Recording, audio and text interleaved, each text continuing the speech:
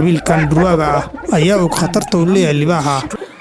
Waxa ay isticmaalayaan xeelad ugaarsi oo farsamaysan, taasoo ah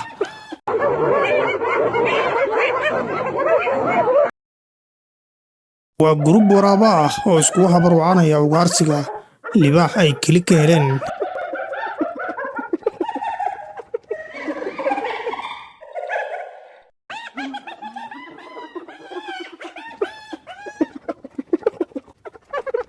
qabiilkan waraabaha ah ee gaajaysan ayaa raba inay ugaarsadaan arkan libaaxa.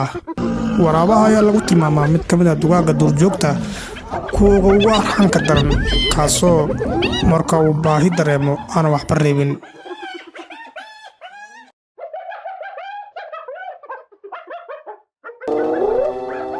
qabiilkan durwaaga ah ayaa og khatarta u leeyahay libaaxa.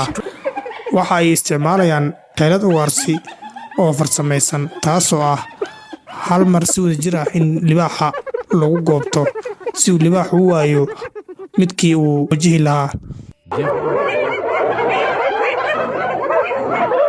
waraabahan ayaa og libaaxa halka uu ka jilcan yahay, halkaasoo ah xubinta taranka ee dambe libaaxa ama qoraha, taasoo ah libaaxa meesha keliya ee ugu jilcan yahay, meesha sida fudud libaaxa looga dhaawici karo.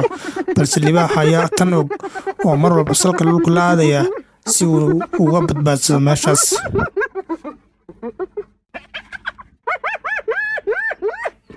aakhir libaaxii ayaa helay walaalkiis, kaasoo kuwa helay qaylada walaalkiis, isla markaana ugu yimid hiilo.